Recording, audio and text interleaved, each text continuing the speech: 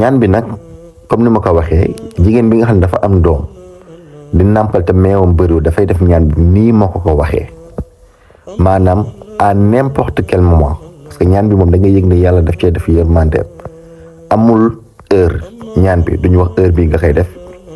à n'importe quel moment yow jigéen bi wala sa borom kër defal la ko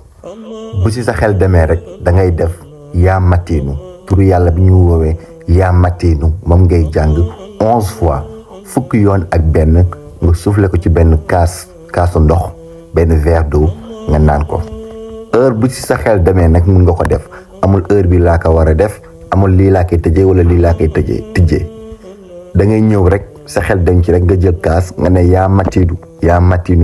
ba muy 11 fois nga ëf ko ci kaas ndox bi nga daal di naan incha allah yàlla dina la meew bu bëri boo mun a nàmpali sa doom.